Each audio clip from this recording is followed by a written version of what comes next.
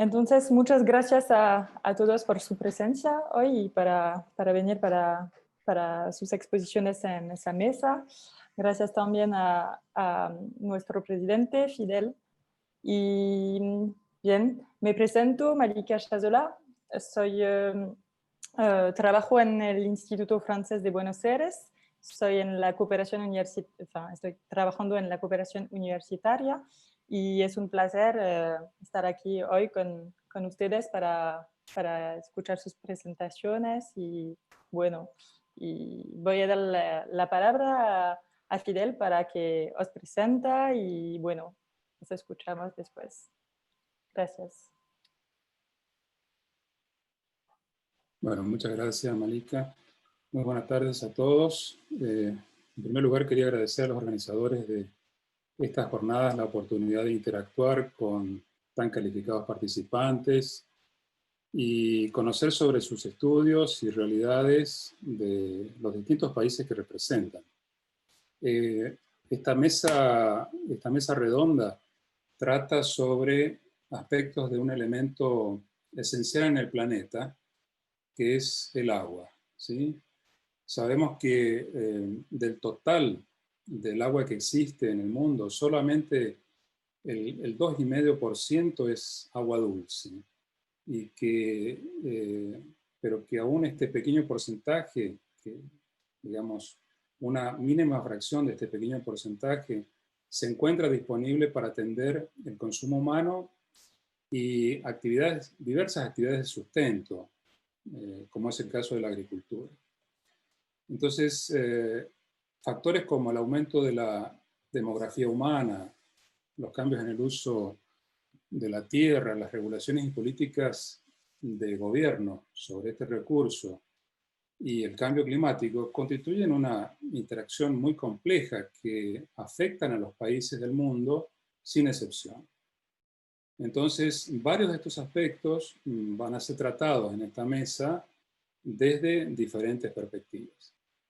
Yo ahora simplemente quiero presentarles a nuestros ponentes. Lo voy a hacer por el orden de aparición o de presentación de cada uno.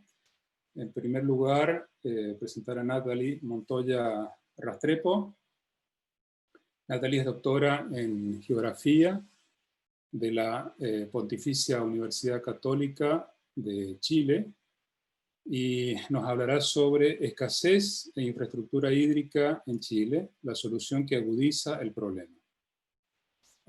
Con seguridad este es un tema que surge de la lectura de la presentación de Natalie, un tema enmarcado en un importante debate sobre la disponibilidad hídrica y la propiedad del recurso en cuencas hídricas de Chile, con diferencias importantes, y que tienen contribuciones hidrológicas y vinculaciones con las poblaciones que de ellas se sustentan. En segundo lugar vamos a escuchar a Leticia Vega. Leticia es ingeniera en recursos naturales renovables por la Universidad Nacional de Cuyo, en Mendoza, y es becaria doctoral del CONICET en el Instituto Argentino de Nivología, Glaciología y Ciencias Ambientales. Leticia nos hablará sobre el cambio climático del pasado al futuro, la expansión de los desiertos andinos en latitudes medias de Sudamérica a través de anillos de árboles. Estudios que obviamente ponen atención a los procesos de disminución de las precipitaciones que afectan la región occidental del norte de Patagonia, principalmente por la dinámica de la celda de Hadley. En tercer lugar, escucharemos a Ricardo Alonso Orozca Montoya y Olga Peñalba, quienes pertenecen al Departamento de Ciencias de la Atmósfera y los Océanos de la Facultad de Ciencias Exactas y Naturales de la Universidad de Buenos Aires en Argentina. Ricardo y Olga nos hablarán sobre la variabilidad temporal de las sequías agrícolas en la región tropical húmeda del Caribe de Costa Rica, estudio piloto en la localidad de Limón.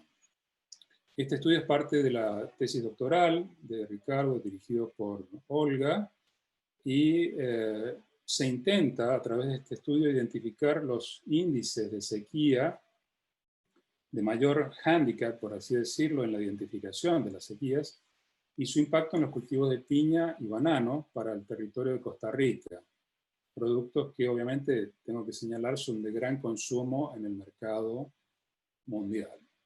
Luego escucharemos finalmente a Guillermo Barbosa Checo y Livia Khalil.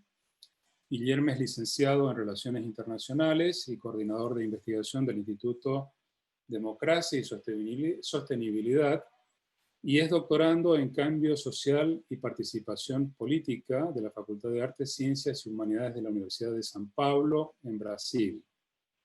Livia es coordinadora del Polo Brasil del Instituto de las Américas y doctoranda en la Universidad Sorbonne Nouvelle de Francia y en la Universidad de San Pablo. Bueno, Guillermo y Livia nos hablarán sobre la seguridad del agua y adaptación climática en el Brasil.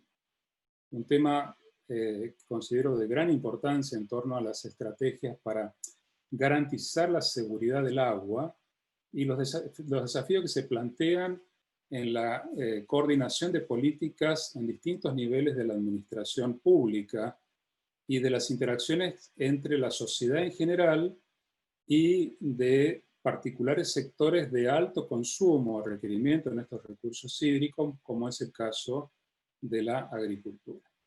Bueno, hechas las presentaciones de los ponentes, dejo en manos de la coordinadora para presentar a Natalie en la primera de las presentaciones. Perfecto, gracias, Fidel. Entonces, Natalie, ¿te escuchabas? Por favor. Perfecto. Yo tengo una presentación, voy a compartir pantalla solo como para efectos ilustrativos, por lo menos tener claridad de dónde están mis casos de estudio. Entonces, está inhabilitada la compartir pantalla, ¿cierto? Bueno, ahora no sí puede normalmente. A ver, ya. Sí. Perfecto. Acá está. Bueno, entonces, mientras se habilita compartir pantalla, mi trabajo de investigación, solo una aclaración, no soy doctora todavía, estoy presentando la investigación con la que espero finalizar mi doctorado próximamente, estoy en la fase final. Entonces, mi trabajo de investigación surge y se conduce como un ejercicio de indagación acerca de un conjunto bien definido de cosas: bocatomas, espejos de agua artificiales, presas, canales, túneles de conducción, turbogeneradores de pasada, plantas de desalinización y generación de energía.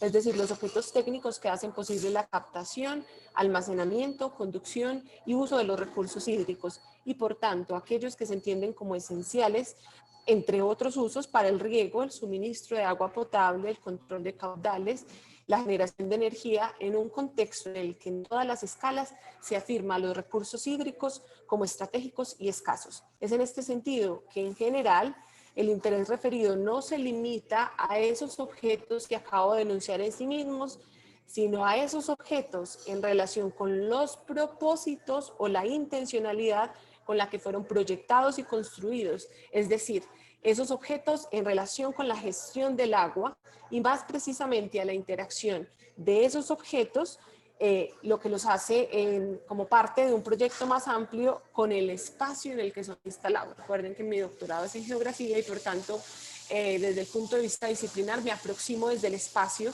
a entender cuáles son los efectos de los megaproyectos de infraestructura hídrica. De acuerdo con lo anterior, entonces, la investigación se ocupa de contrastar las legitimaciones y los efectos espaciales de una selección muy particular de casos de estudio. Entonces, aquí los pueden ver en pantalla. Mis casos de estudio, entonces, han sido una selección de casos de estudio en relación con la puesta en operación de infraestructuras para la gestión de recursos hídricos en Chile. Entonces tengo 3 casos de estudio. Tengo el sistema de riego La Paloma, que está ubicado en el norte del país, en un contexto semiárido, en la cuenca del río Limarí. Tengo un segundo caso de estudio, que es un caso de estudio en el sur, es un contexto muy distinto, es un contexto de abundancia hídrica, es el proyecto de generación hidroeléctrica en la cuenca del río Biobío. Y tengo un tercer caso de estudio, que es en la transición en la zona central chilena, muy cerca a Santiago, que es el proyecto hidroeléctrico Alto de Maipo para el uso de la totalidad de los derechos de aprovechamiento de agua no consumtivos en la primera sección de la cuenca del río Maipo. Estos son mis 3 casos de estudio, los pueden ver identificados ahí en el plano que está ahí. El diseño metodológico que utilicé para la investigación es prevalentemente cualitativo y utilizó como técnicas de recolección de información una muestra documental, la observación participante y entrevistas semiestructuradas a informantes clave.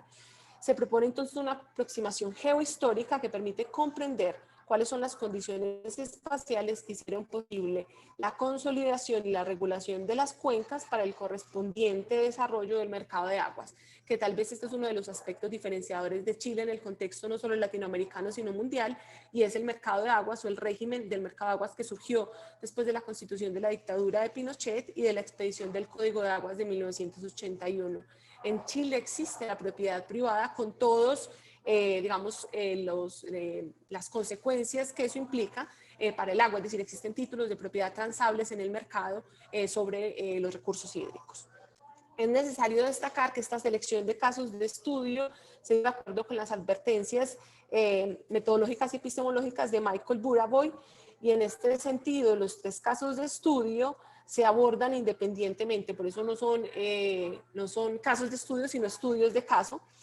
Y el objetivo de este diseño metodológico es conformar un espectro amplio situacional de la legitimación y la racionalidad de los megaproyectos hídricos en Chile, que permite una comparación de las condiciones territoriales particulares para poner en tensión la determinación mutua entre la situación de cada uno, la relación entre ellos y las fuerzas externas o procesos sociales, políticos y económicos más amplios. Esto es lo que Buraboy denomina la tensión y la relación entre las condiciones generales y las condiciones particulares de cada uno de esos casos de estudio. Eso significa entonces que hay un abordaje independiente de los megaproyectos de infraestructura hídrica en Chile. Luego se analiza cómo se determinan cada uno de esos casos de estudio y cómo esos casos de estudio se relacionan con las fuerzas externas o los procesos más amplios. En el sentido o en los casos que elegí es sobre todo cómo funcionan en relación tanto con la escasez hídrica como con la propiedad privada sobre los derechos de agua. Aquí están las 3 cuencas elegidas.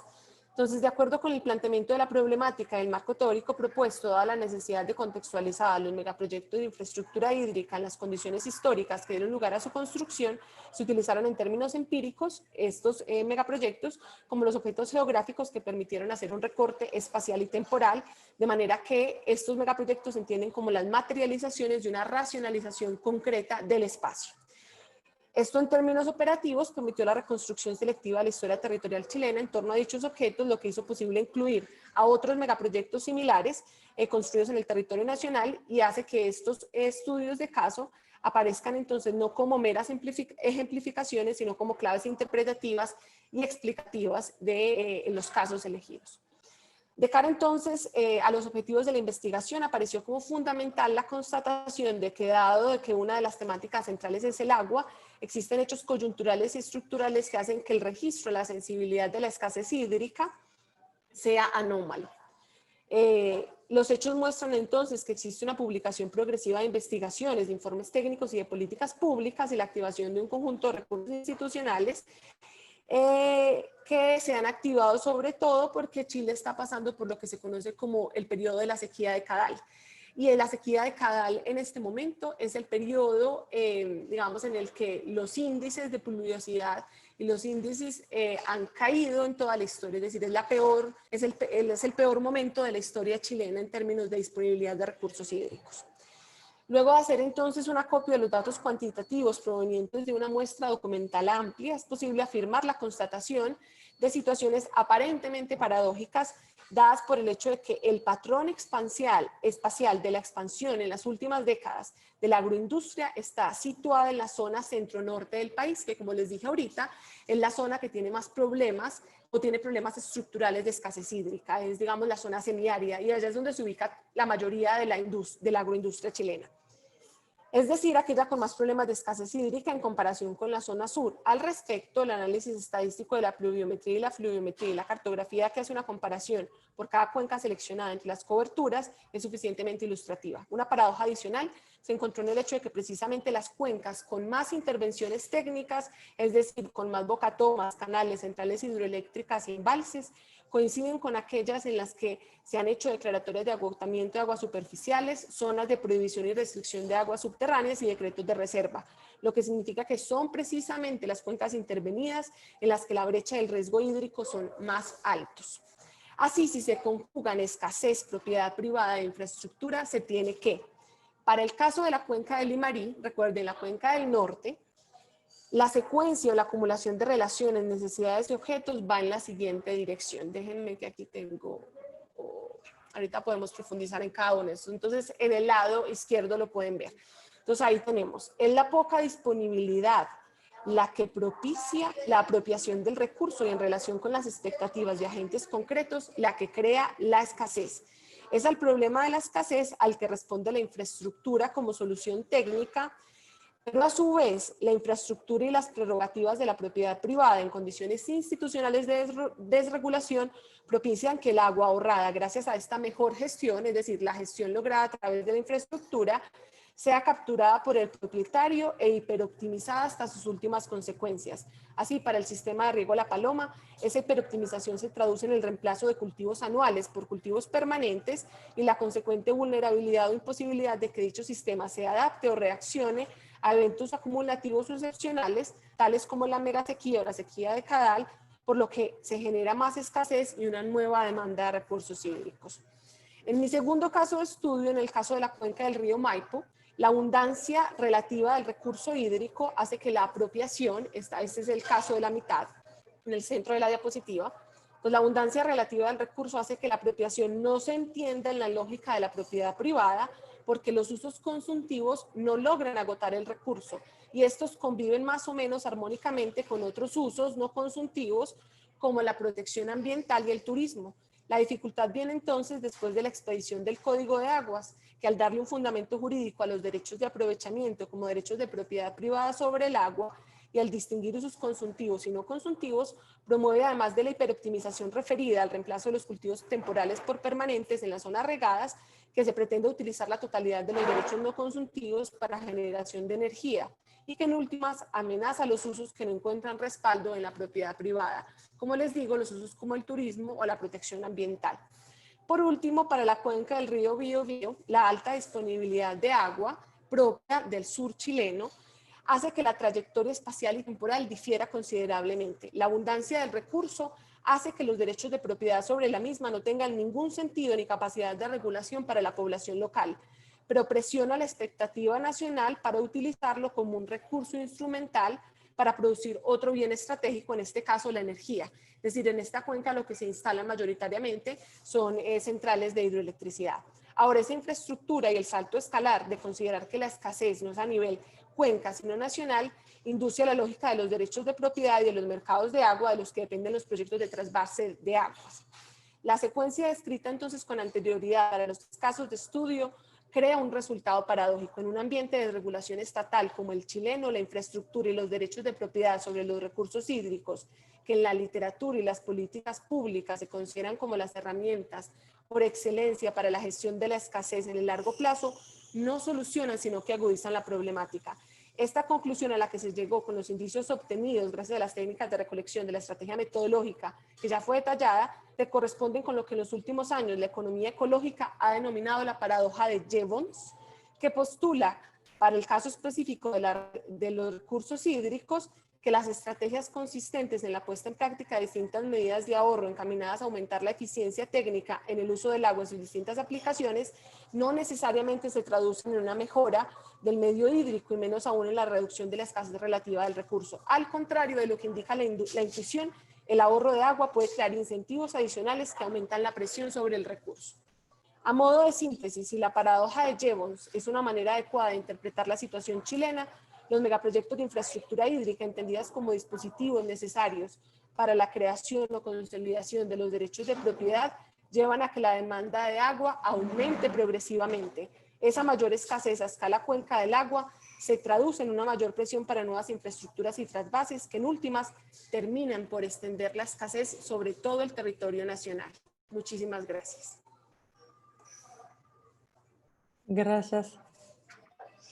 Muchas gracias. Ok, perfecto. Entonces, vamos a seguir con Leticia. Si les parece Sí, bien, Fidel. perfecto. ¿Seguimos? Sí, creo que sí. ¿Está bien? Ok. Ahora Perfecto. comparto pantalla. Sí.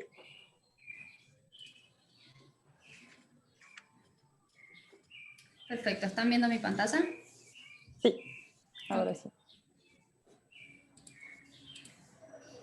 Bueno, buenas tardes. Como les comentó Fidel, soy becaria doctoral en el Instituto Argentino de Nivología, Glaciología y Ciencias Ambientales de CONICET en Mendoza, Argentina. Y el título de mi estudio de doctorado es La expansión de los desiertos andinos en latitudes medias de América del Sur, una aproximación paleoclimática. Si bien en este momento me encuentro en los inicios de mi doctorado, bueno, ya he pasado el primer año, la idea de la charla de hoy es dejarles el mensaje de la importancia y el valor que tienen los anillos de crecimiento de árboles de algunas especies para poder buscar información sobre la variabilidad climática pasada que nos dé la oportunidad de inferir qué es lo que va a pasar en el futuro, es decir, la posibilidad de ir desde el pasado al futuro utilizando los anillos de crecimiento de árboles, que en este contexto de cambio climático global y frente a los escenarios de escasez hídrica futuras es fundamental.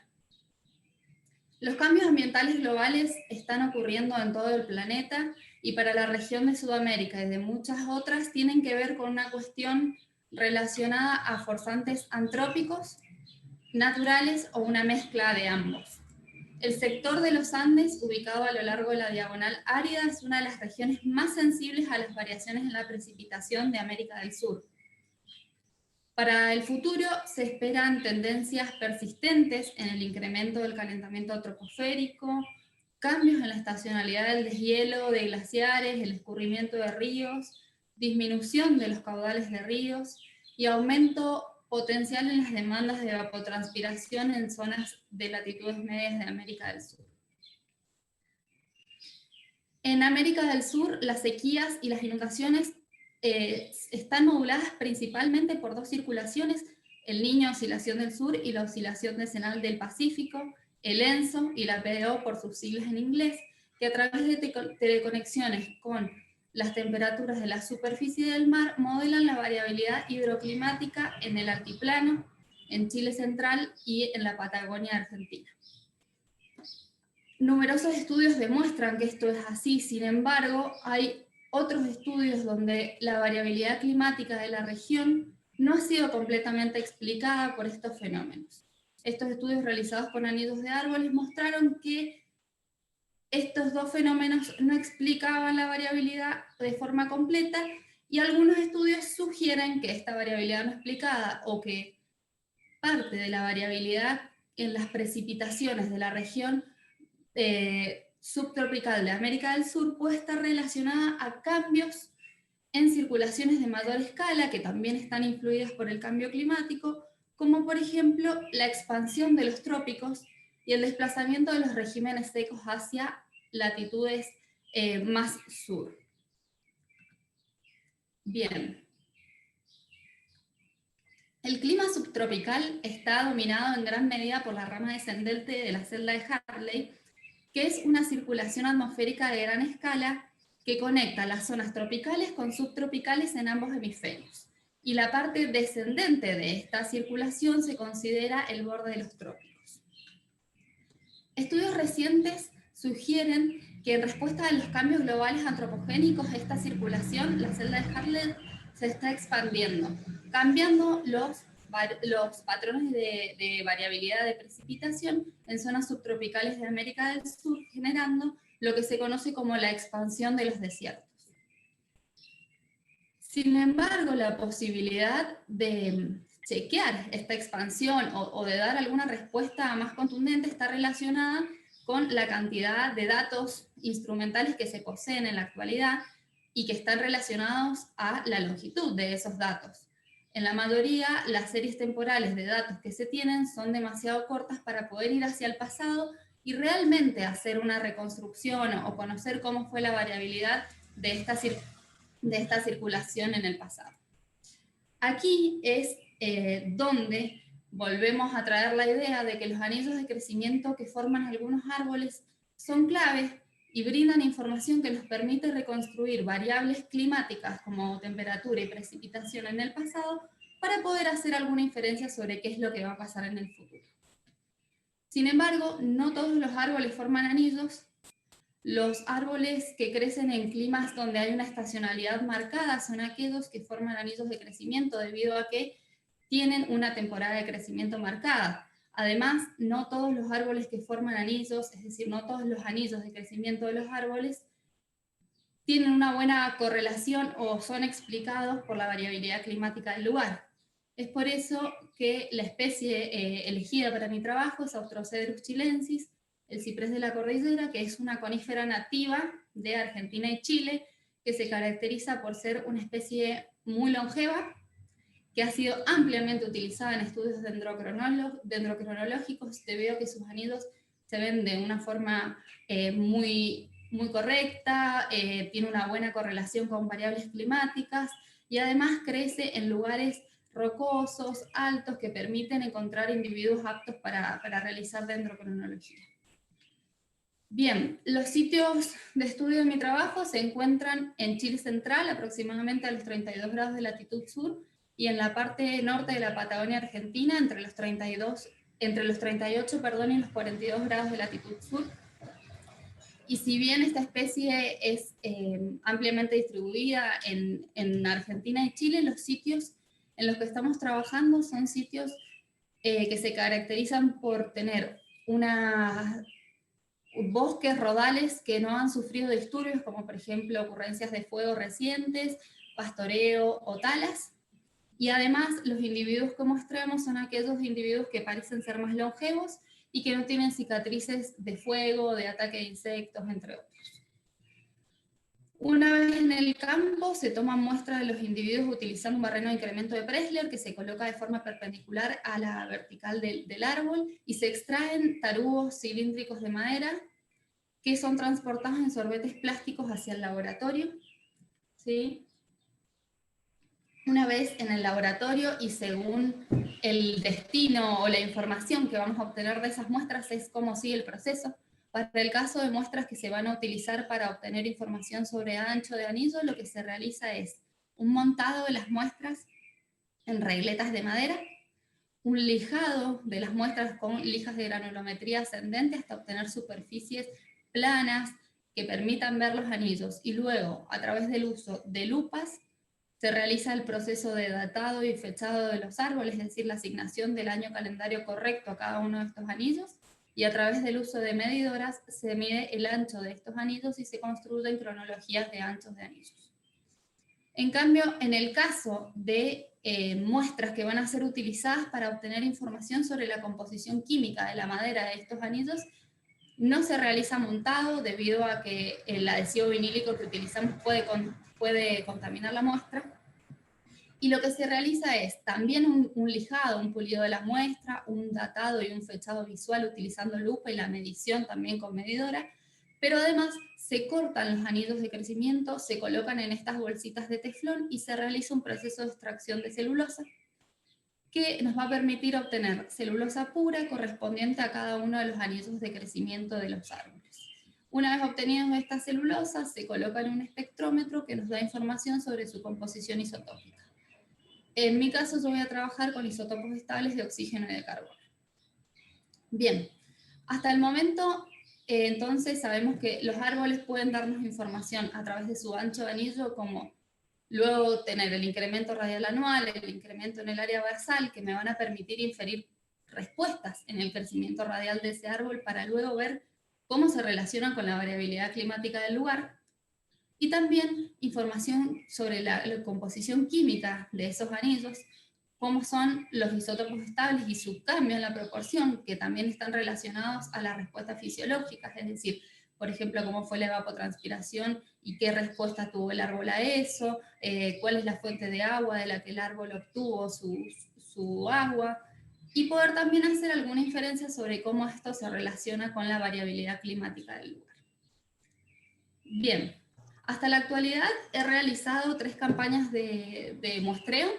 en zonas de Argentina solamente, y he podido construir algunas cronologías preliminares, para atrás, algunas cronologías preliminares de ancho de anillos. En este caso, la cronología de este sitio que se llama Cuyuy Manzano, que está en el norte de la Patagonia Argentina, vemos en el primer gráfico la cronología con el eje Y los índices de ancho de anillo y en el eje X los años y abajo el número de muestras correspondiente a cada año. Como pueden ver, la cronología va desde el año 1550 hasta el año 2019. Esto a priori ya podemos observar que es un registro temporal mucho más extenso que los datos climáticos que tenemos para la zona, que serán en algunos casos de hasta 50 años. Sin embargo, no podemos hacer inferencias acerca de todo el periodo de tiempo, sino a partir del momento en el cual tenemos un mayor número de muestras, lo que nos va a permitir estar seguros de la información que tenemos. Por ejemplo, a partir del 1800, donde podemos observar que hay una estabilidad en la cronología de más o menos 100 años hasta el año 1900, donde comienza una tendencia de crecimiento positiva para llegar al periodo más próximo al presente con una tendencia de crecimiento negativa. En esta serie también podemos observar lo que se denominan años marcadores o años extremos, digamos, que teniendo en cuenta la documentación de sequías presente para el lugar, por ejemplo, vemos que el año 1943 y 1944, o 1998 y 1999, que están reportados para la zona con años de sequía extremo, se relacionan con anillos pequeños. Bien, para Nahuelpan, que es otro sitio y que está ubicado en Esquel, también en Argentina, podemos observar en la cronología que su longitud temporal es de 1750 a 2018-2019.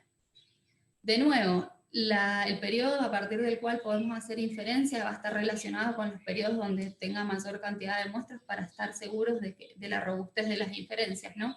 En este caso, entre 1850 y 1950 vemos de nuevo una marcada estabilidad, con un periodo de tendencias positivas a partir de 1950, y aquí con tendencias negativas a partir del 2000, y con una pequeña subidita ahí en los años más próximos, que si vemos, también puede estar relacionada a la poca cantidad de muestras que tenemos. De nuevo, podemos observar los años marcadores que representan estos momentos de sequía, como por ejemplo 1943, 1944, 1998, 1999. Bien, esto es hasta ahora lo que he construido y lo que he armado para poder mostrarles, pero próximamente la idea es que dentro de estos 5 años y con la finalización exitosa de mi doctorado yo pueda tener reconstrucción de diferentes variables climáticas, temperaturas, precipitación y también de la posición latitudinal de la celda de Hartley para finalmente poder tener algunas certezas sobre si realmente esta circulación que influye en las latitudes medias de América del Sur se está expandiendo o no, generando la expansión de los desiertos andinos y la consecuente escasez hídrica. En definitiva, la idea de poder, a partir de esta herramienta tan valiosa como los anillos de crecimiento de los árboles, con sus parámetros de ancho y de composición química, poder tener alguna aseveración sobre lo que va a pasar en el futuro a partir de la reconstrucción de lo que pasó en el pasado, para dar herramientas para la comunidad científica en general, para tomadores de decisiones y para la comunidad en general, que permitan implementar medidas de adaptación y de mitigación a los efectos del cambio climático de una forma certera. Muchas gracias. Perfecto, muchas gracias, Leticia. Entonces, vamos a seguir con Ricardo, por favor. Perfecto. ¿Les parece? Bueno. Voy a compartir pantalla.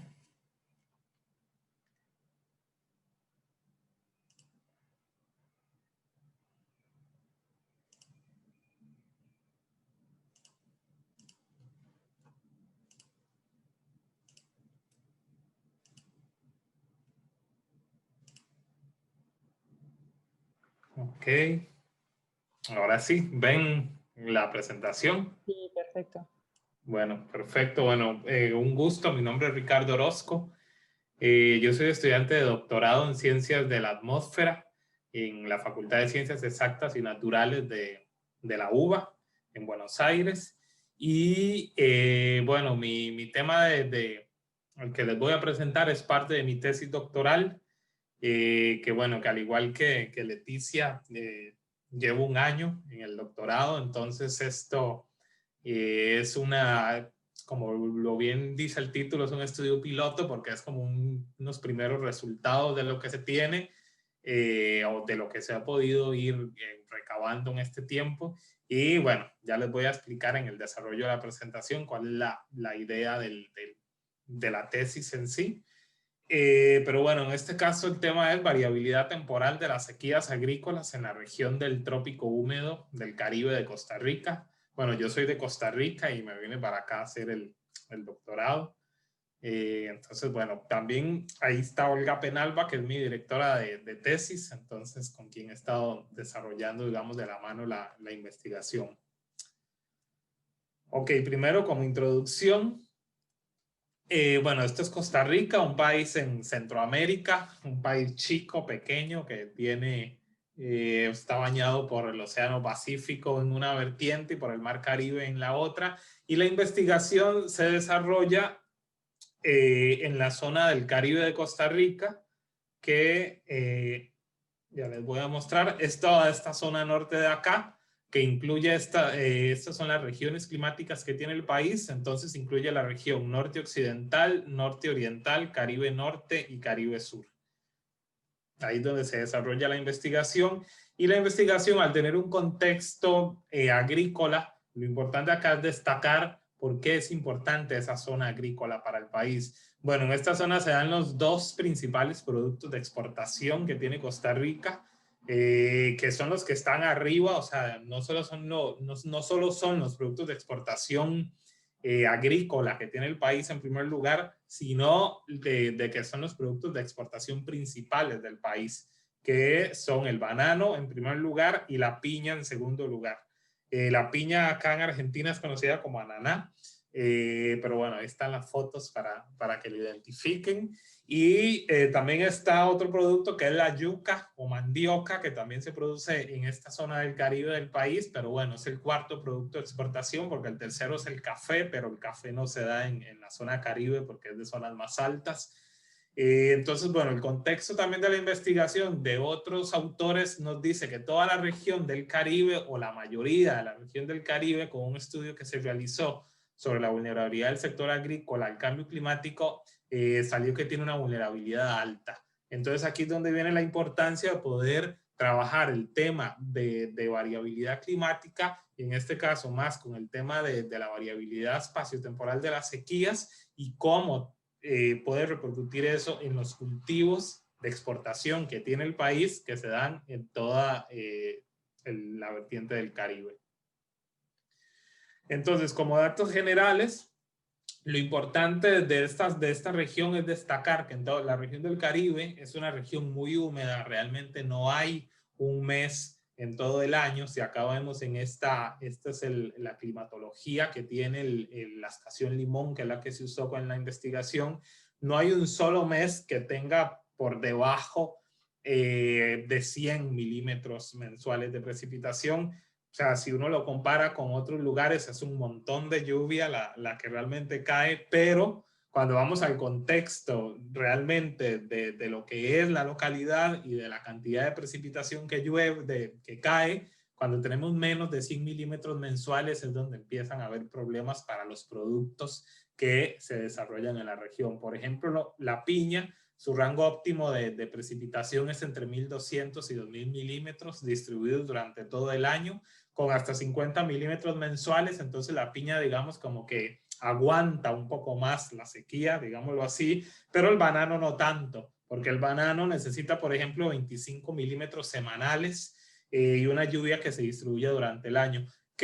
¿Cuál es el problema principal acá con el tema de sequía? Que la región, al ser tan húmeda, no está adaptada a patrones de sequía, ni sus cuestiones o sus sistemas agrícolas están adaptados a sistemas de riego, porque llueve tanto que nunca ha sido necesario el tema de instalar riego en la región. Y bueno, ahora con un contexto de variabilidad climática que se intensifica y de cambio climático, empieza a ser un tema que empieza a llamar la atención en los agricultores y en empresas agrícolas grandes que se dedican a este tipo de cultivos.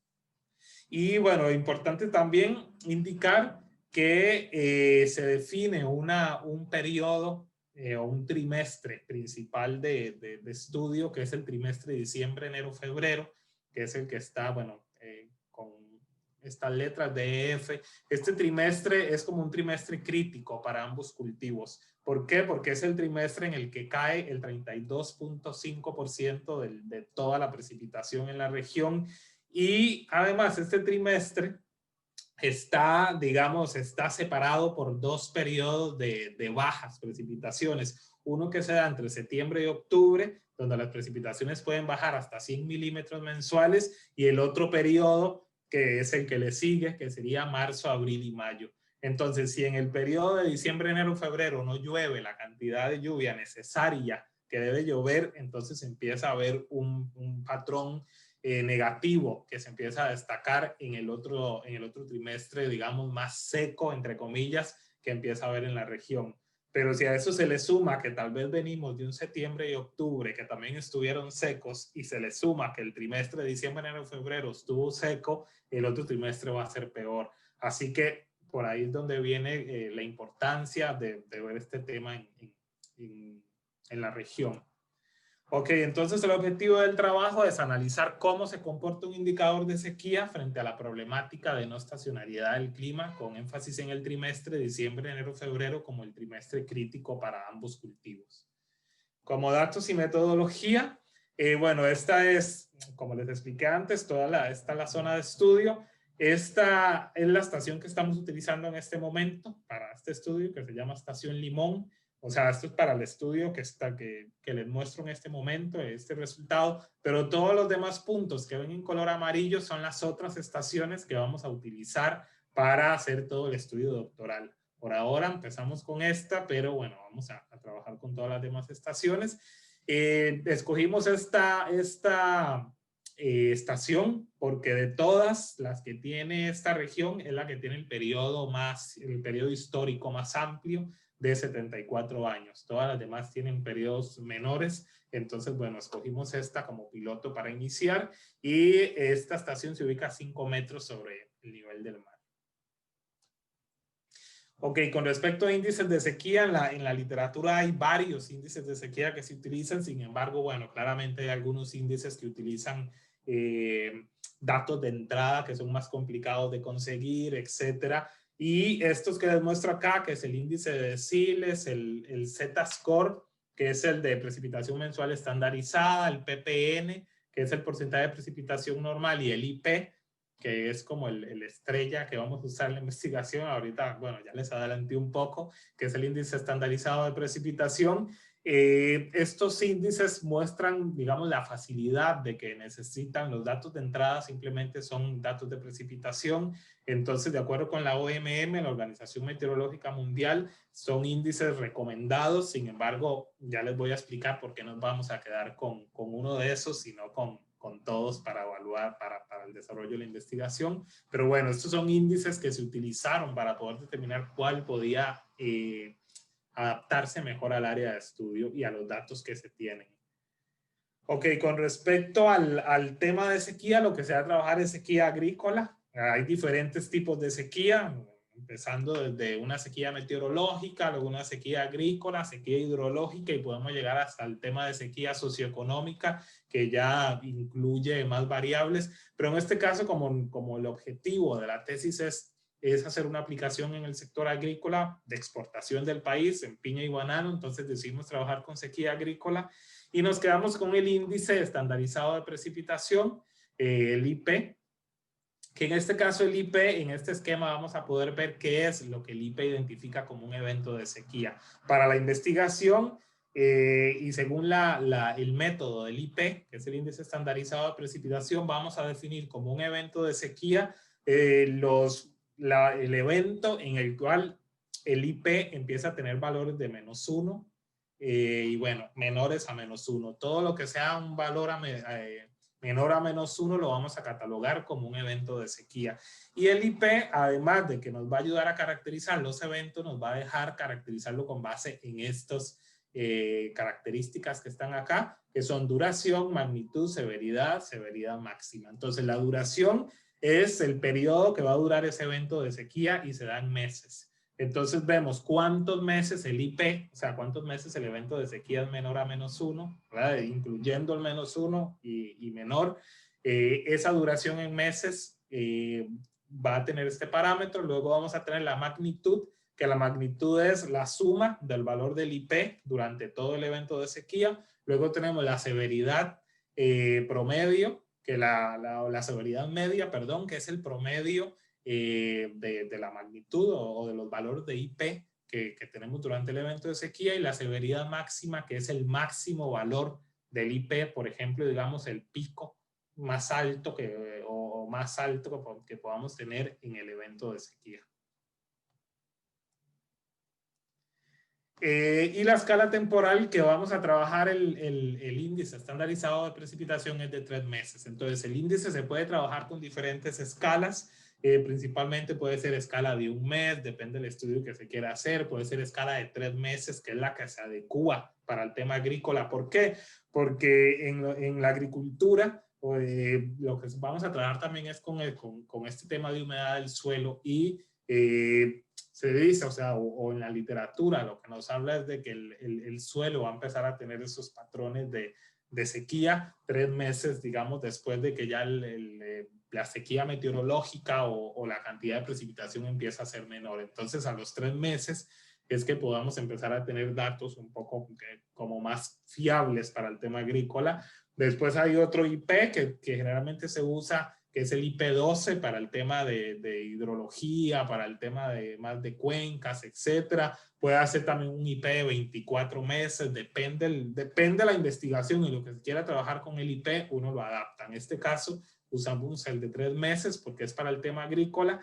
Y acá lo que hicimos fue dividir la estación Limón en 2 periodos de 31 años. El primer periodo, que va a abarcar de 1943 a 1973, y el segundo periodo de 1986 al 2016. Entonces, esos 2 periodos son excluyentes, principalmente como para poder tener una comparación entre periodos y ver de qué forma entre un periodo y otro hay cambios. No utilizamos la década del 70 porque según la literatura se habla de un salto climático en esta década. Entonces, bueno, la aceptuamos y por eso decidimos tener 2 periodos de 31 años de manera excluyente, y analizamos el IP3 para todo el periodo completo, incluyendo el salto climático, o sea, incluyendo el 70, y luego para los 2 periodos excluyentes de 31 años. Y finalmente nos quedamos con el IP3 FEP. ¿Qué significa el IP3 FEP? Significa que vamos a analizar el índice estandarizado de precipitación parados, digamos, en el mes de febrero, incluyendo 3 meses. Es decir, que ese IP3 FEP nos va a incluir la precipitación que hubo en febrero, incluyendo febrero y los 2 meses atrás, o sea, diciembre, enero, febrero, porque recuerden que es el trimestre que decidimos destacar como importante en la investigación por el tema de que es el periodo crítico para el cultivo tanto de piña como de banano. Ok, como resultados y discusión, recuerden que hablamos de los 4 índices que se utilizaron. Bueno, al analizar los 4 índices, y ya les adelanté, nos quedamos con el IP, con el índice estandarizado de precipitación, porque además de que es el recomendado por la Organización Meteorológica Mundial por el tema de disponibilidad de información en nuestro país, bueno, por lo menos en países como Costa Rica, que no tienen datos históricos, digamos, de tantos años y que solamente se cuenta o principalmente con datos de precipitación o datos de las estaciones meteorológicas. Entonces se trabajó o se decidió escoger este índice, además de que el IP cumple condiciones de flexibilidad, sensibilidad, transparencia y tratabilidad y dimensionalidad importantes para el estudio. Entonces decidimos quedarnos con este índice, y al hacer comparaciones con los demás índices también pudimos ver que es el que muestra como resultados un poco como más fiables para el trabajo que se quiere realizar. Ok, con respecto a la caracterización de los eventos de sequía, bueno, acá tenemos, vean que para el primer periodo, que es 1943-1973, y acá tenemos las características de que les hablé sobre lo que trata el índice. Esta tabla, la tabla 1, está ordenada por la duración en meses. Entonces tenemos el periodo que tiene la mayor duración y bueno, y tiene como el top 5, digamos, de los eventos con mayor duración que se han dado en el Caribe. De Costa Rica, si bien uno podría decir, bueno, pero 4 meses o 3 meses no es tanto, digamos, como en otras regiones donde hay sequías y que ya las compañeras hablaron un poco, por ejemplo, en Mendoza y en esa zona de Chile, que ya sí son zonas que tal vez por su comportamiento tienen eventos muy fuertes.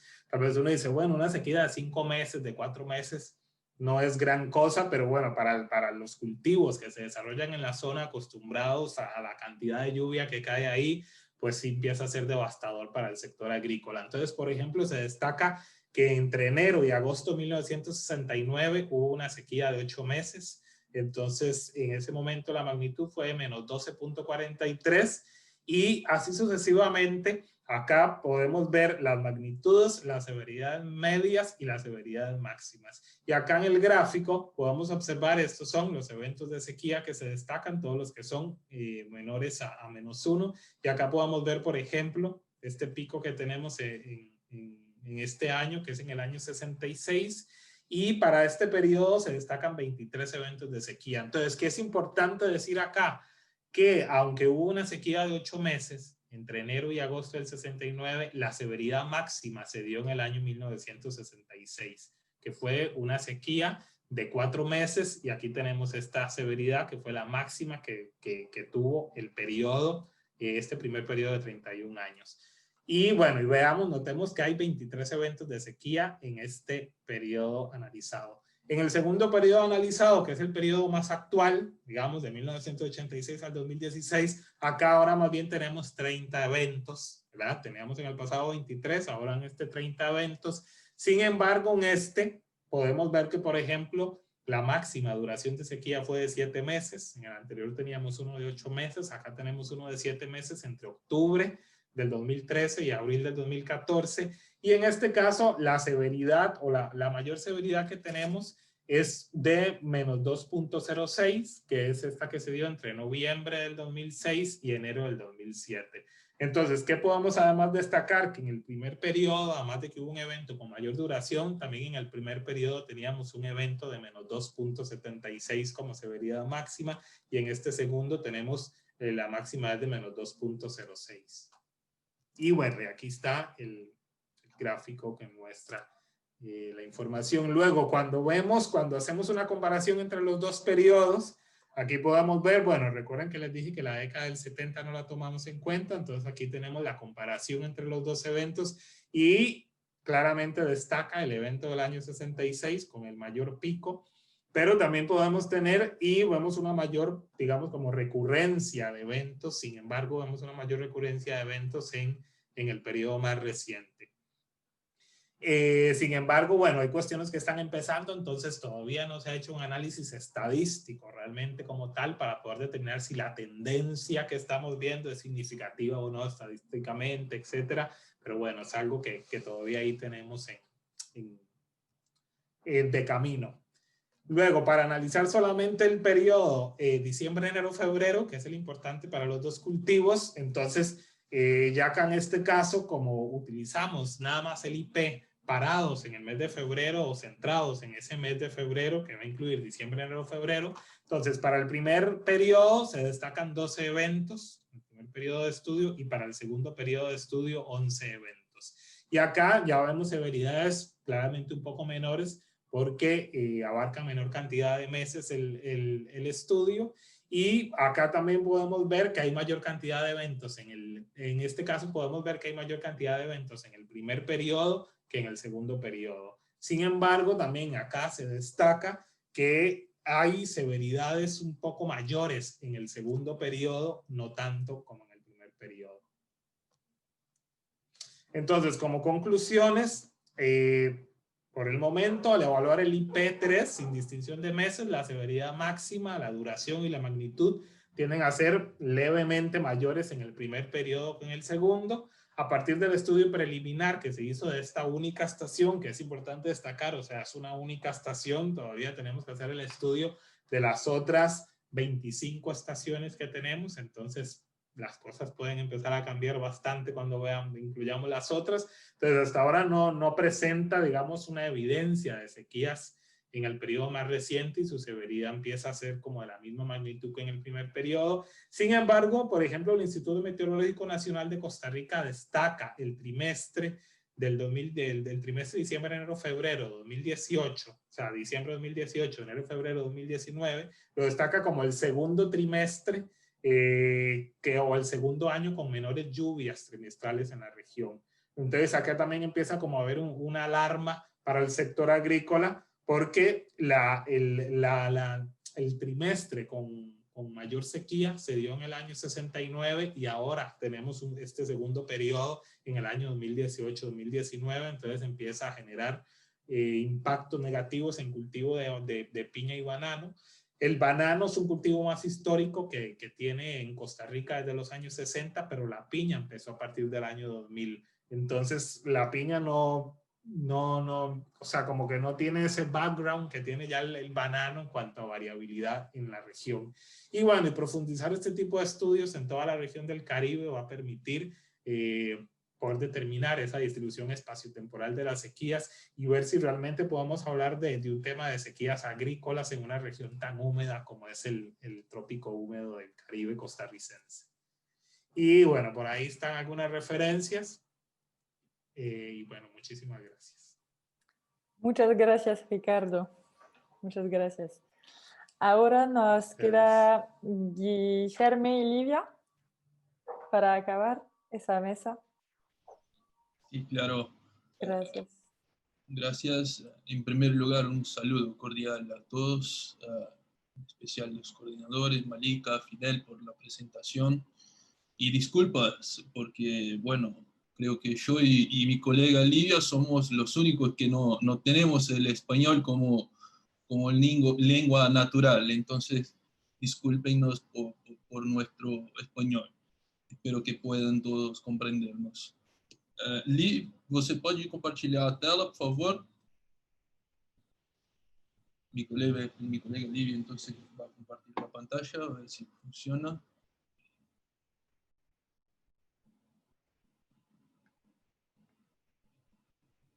Un momentito, por favor.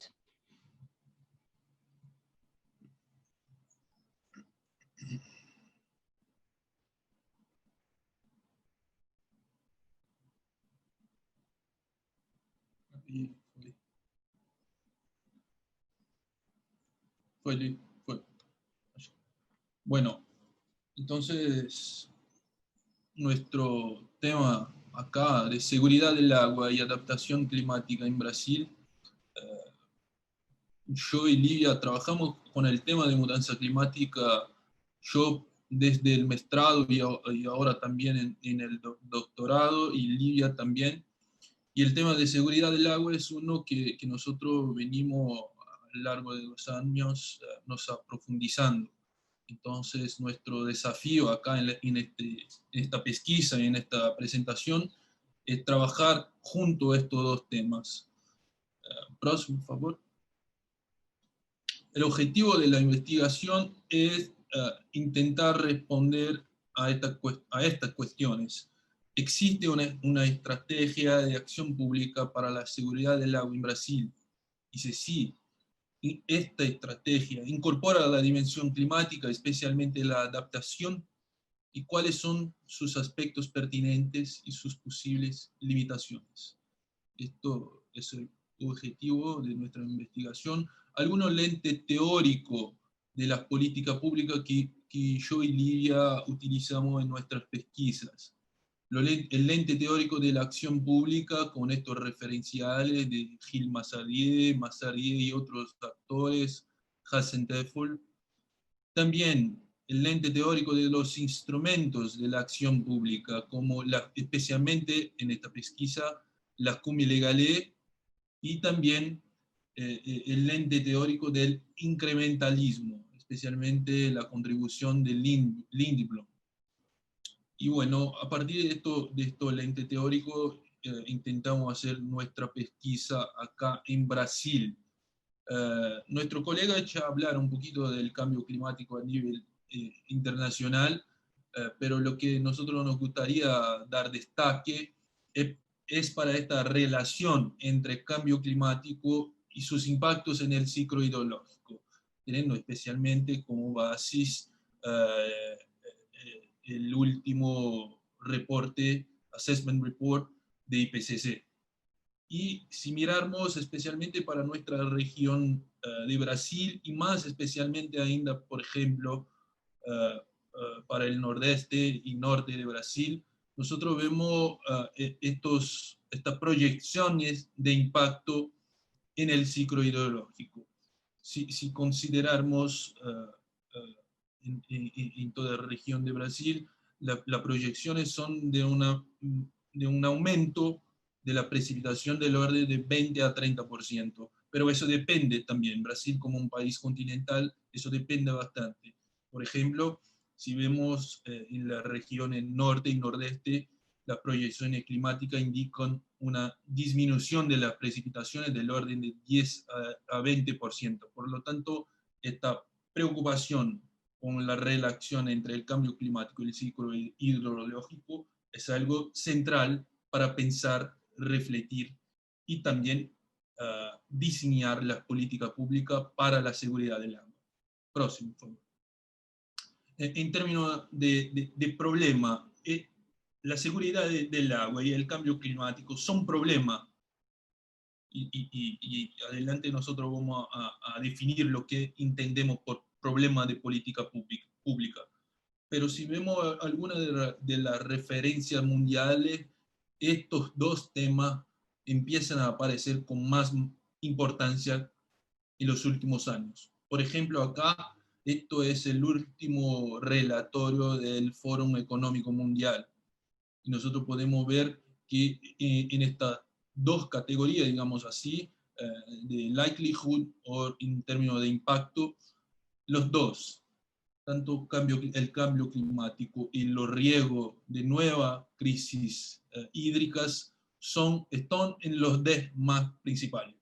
Entonces, eso es un indicativo de que es un tema de relevancia, digamos así. Próximo. Y entonces, nosotros, esa no es una pregunta simple. ¿Lo que es seguridad hídrica? Porque si nosotros vemos las principales acciones prácticas, por ejemplo, de las empresas de saneamiento, o incluso de las políticas públicas, en Brasil y en general en grande parte del mundo, esta pregunta es respondida que seguridad hídrica es garantizar la oferta del agua a cualquier costo. Y nosotros no estamos trabajando con este entendimiento, estamos trabajando con el entendimiento incluso definido por la ONU en 2013, que es ese. Seguridad hídrica es la capacidad de una población para salvaguardar el acceso sostenible a cantidades adecuadas de agua, de calidad aceptable para la subsistencia y el bienestar humano y el desarrollo socioeconómico. Y también para garantizar la protección contra la contaminación del agua y los desastres relacionados con el agua, y también para preservar los ecosistemas en un clima de paz y estabilidad política. Entonces, seguridad hídrica es algo mucho más complejo, mucho más integral, y no solo una mirada para la cuestión de la oferta del agua. Es con esta definición que nosotros trabajamos y aprofundizamos nuestra pesquisa. Y el trabajo nosotros lo organizamos en dos partes. Y yo empiezo acá y enseguida mi colega Livia presenta la segunda parte. La primera parte, una fotografía conjuntural de Brasil en la cuestión de seguridad hídrica. Y entonces después Livia va a profundizar lo que está pasando con la acción pública dedicada a la seguridad del agua en Brasil. Próximo, por favor. Entonces, la fotografía en primera parte. Brasil en términos de cambio climático, también es un player importante en la gobernanza internacional. Según algunos datos, Brasil es el sexto mayor emisor de gases de efecto invernadero. Y también tiene 12% de toda el agua dulce del mundo. Es el mayor es el país con la mayor cantidad de agua dulce en su propio territorio. No es algo cotidiano, normal, digamos así. Es una posición de importancia. También, ya que estamos trabajando con este concepto más integral de seguridad hídrica, tiene el mayor bosque tropical, la floresta amazónica o el bioma amazónico en la parte brasileña, con una importancia muy relevante también. Y también el país más biodiverso del mundo. Son aspectos fundamentales para comprender la realidad brasileña. Próximo, por favor. Bueno, acá la fotografía de las emisiones de Brasil. Y eso es un aspecto fundamental. Acá no está en porcentaje, pero ustedes pueden ver que más de... bueno, está así, claro. 54% de las emisiones de gases de efecto invernadero en Brasil son de origen del cambio de uso de la tierra y más, si aún consideramos el 23% acá en azul, de origen de las actividades de agropecuaria. Lo que eso quiere decir para nosotros en términos de esta relación entre cambio climático y seguridad hídrica. En primer lugar, si miramos la agropecuaria, y nosotros vamos a profundizar eso es muy relevante. Y más, estos 54% del cambio de uso de la tierra tiene que ver también con la actividad agropecuaria en Brasil en grande parte. Entonces, eso es un aspecto importante que nosotros vamos a profundizar ahora mismo. Próximo, por favor. Acá. El uso del agua en Brasil. Así como en la media global mundial, la irrigación es el sector que más utiliza agua en Brasil, 52%. Y solo después, con 23%, el abastecimiento urbano y los otros usos del agua, como por ejemplo 9% de la industria. Lo que nosotros queremos poner una mirada más específica acá, el papel del sector agropecuario en esta cuestión del cambio climático y seguridad del agua. Próximo, por favor. Entonces,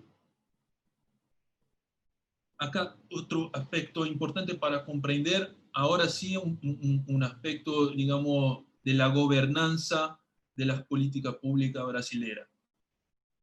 Un instrumento de la política pública que es muy importante y que está en nuestra legislación nacional de recursos hídricos, que es, en casos de escasez hídrica, el uso humano y también la deducción animal son dos prioridades y esa prioridad tiene que ser garantizada en comparación con los demás usos múltiples del agua. Eso es un instrumento importante de nuestra política nacional y que nosotros acá estamos llamando la atención. Próximo, por favor. Y bueno, acá son simplemente algunas ilustraciones para presentar a ustedes que aunque Brasil sea el país que tiene más agua dulce de todos los países del mundo, esta agua está, digamos, no está distribuida de forma igual en todo nuestro territorio nacional. Y más, si consideramos las proyecciones climáticas y todo el impacto en el ciclo hidrológico, nosotros observamos que ya estamos sintiendo en nuestro cotidiano estos impactos en nuestra seguridad hídrica. Acá una foto del principal reservatorio de Brasil, acá en São Paulo, el sistema Cantareira, en la sequía del 2018. En la próxima, también A la izquierda, una foto de la capital de Brasil, en Brasilia. El reservatorio de Descoberto, también con un problema de sequía en 2017. Y en la derecha, algo que es un riesgo creciente, que son los conflictos por el uso del agua. Acá una foto de un conflicto, de una movilización social exactamente por el acceso al agua en Bahía, en el estado de Bahía, en el nordeste de Brasil, en 2018. Entonces, solo para ilustrar que nosotros tenemos un problema de facto. Próximo. Y aquí algo que nosotros ya hablamos, la importancia del sector agropecuario en términos de cambio climático, de uso de agua, pero también para el PIB del país. Entonces, es un sector importantísimo para todas esas cuestiones que estamos hablando, con 21.4% del PIB total del país. Próximo, por favor. Y aquí algunos datos que no sé si hay tiempo disponible para profundizar, pero una fotografía del drama de Brasil en términos de acceso a esos servicios y también el uso y disputa por el agua. Yo solo quería destacar esta segunda línea.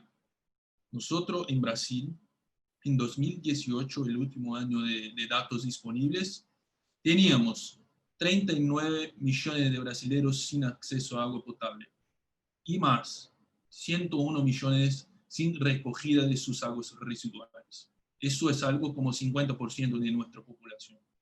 Entonces es algo bastante dramático, digamos así. Próximo, por favor. Y ahí sí, mi colega Livia va a profundizar esta parte. Muchas gracias. Gracias, Livia. Bueno, buenas tardes a todas y a todos. Gracias, Guillermo, por tu presentación. Bueno, mi español no es tan bueno, entonces voy a leer un poquito para que todos puedan me comprender. Entonces, la pregunta central de esta parte 2 de nuestro trabajo, el complejo acuerdo político institucional, tiene como pregunta central cómo se está estructurando la acción pública brasileña para garantizar la seguridad del agua, especialmente para asegurar este derecho humano, pero también para salvaguardar su disponibilidad para múltiples usos. Vamos a empezar con el mosaico de competencias. La Constitución Federal Brasileña de 1988 estructuró el país en una federación, dividiendo la gobernanza entre la Unión, los estados y los municipios, provocando así la división de las competencias entre las entidades federadas, por lo que algunas políticas requieren una articulación entre los diferentes niveles de gobierno, como es el caso de las políticas de salud y también de medio ambiente, por ejemplo. Entonces, la aplicación de ciertas políticas y estrategias intersectoriales se hace más difícil, dado este mosaico de competencias.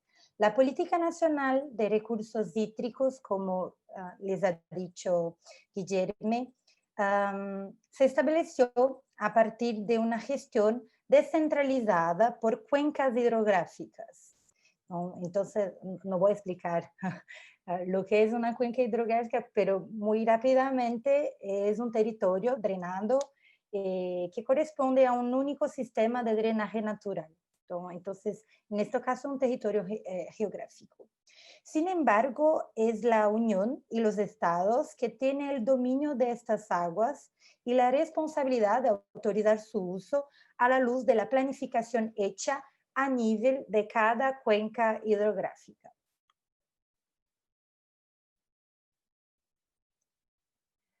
Bueno, para explicar esta dificultad de gestión, nosotros nos baseamos en estudios hechos por Massardier y colegas en 2014 que expliquen que la regulación del medio ambiente, incluido los recursos hídricos, está sujeta a una regulación multinivel, definida acá como la interacción, el fortalecimiento y la superposición de los procesos de elaboración de normas y de gobernanza entre los planos internacional, nacional, regional y local. Bueno, esta característica de los procesos de construcción de la acción pública ambiental la hace complicada, hace que los cambios de gestión, los cambios de políticas públicas, perdón, dado la superposición, se echen muy difíciles, porque los actores responsables, la superposición de los actores responsables heredando la toma de decisiones y generando avances muy graduales. Por lo tanto, para elaborar una estrategia de seguridad del agua, requiere la capacidad de articular las diferentes políticas sectoriales en diferentes niveles de gobierno. Entonces, una acción pública estructurante para la seguridad del agua exige entender que este proceso es el resultado de la articulación entre varios niveles de gobierno, entre varios actores con múltiples intereses y objetivos dinámicos y volátiles, y ciertamente ya no de una acción exclusiva del Estado.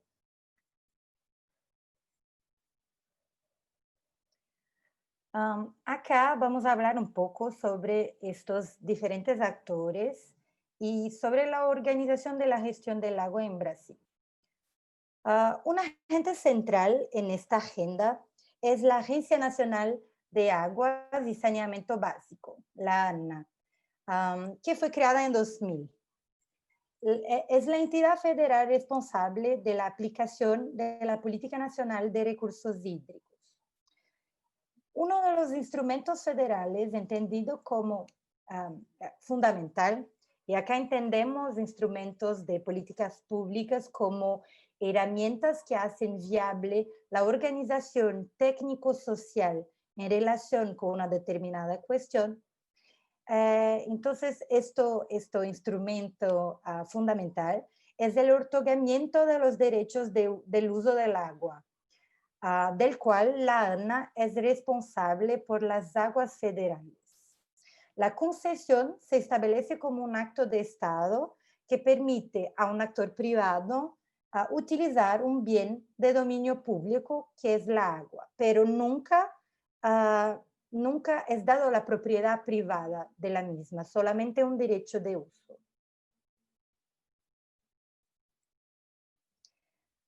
Y hoy tenemos nuevas legislaciones que vienen se compor el escenario político de gestión hídrica brasileño. El nuevo marco jurídico del saneamiento, instituido en 2020, sigue teniendo una serie de limitaciones, porque, por ejemplo, no incorpora la dimensión climática, sobre todo porque repite incentivos inadecuados que ya existían anteriormente, reforzando un modelo insostenible. Repite la lógica de vendedores de agua, que es ineficiente en la reducción de pérdidas y también para garantizar la calidad de las aguas residuales devueltas a la naturaleza. Tenemos también el nuevo Plan Nacional de Seguridad del Agua de 2019, que está bajo el liderazgo de la ANA y se traduce solamente en un plan de obra de infraestructura y nada más. No hay innovación, no hay de facto una ruptura con las cosas que ya vemos observando anteriormente. Bueno, como consideraciones finales, llegamos a la conclusión que Brasil aún no ha formulado una acción estructurante para la seguridad del agua, sobre todo porque hay una dificultad de articulación multinivel de su compleja gobernanza. Hay la actuación de múltiples actores con diferentes intereses que torna muy difícil los avances. Así, la dimensión climática no está todavía introducida en la acción pública brasileña en la agenda del agua. Se construyeron los instrumentos, nuevos instrumentos, sin tener cuenta de las proyecciones climáticas que apuntan a cambios relevantes en el ciclo hidrológico. Las acciones de adaptación, como la gestión sostenible del agua, la reducción de las pérdidas, son casi inexistentes hoy y muy incipientes. Sectores claves de la economía, como hablamos del sector de la agroindustria brasileña, que hoy demanda mucho a los recursos hídricos y que consume mucho, colabora poco en este sentido. Entonces, lo que vemos hoy son pequeños cambios en las políticas ya existentes, avances graduales o también incrementales, como podemos decir, sin presentar soluciones más sólidas para hacer frente a los futuros impactos del cambio climático y así poder asegurar la seguridad del agua. Bueno, es esto. Si tiene preguntas o dudas, estaremos acá para responder. Gracias. Perfecto, estaba muy claro. Gracias, Livia, y gracias, Guilherme. Muchas gracias a todos para sus presentaciones y ahora voy a dar la palabra a Fidel para sus preguntas y comentarios. Eso es. Bueno, en primer lugar, agradecer las presentaciones, han sido todas de muy alta calidad y obviamente reflejan un interés general por la problemática hídrica que vemos que está ocurriendo en todos los biomas, en todos los países, incluso los trópicos húmedos, como mencionó en su momento Ricardo, a zonas secas de Patagonia, como lo mencionó Leticia. Tengo simplemente algunas consideraciones, alguna pregunta puntual para cada uno de ustedes respecto de la presentación de Natalie. La problemática que has presentado es algo que yo vengo conversando con otros colegas chilenos también sobre la tenencia del recurso hídrico, ¿sí? Sobre la propiedad del recurso hídrico.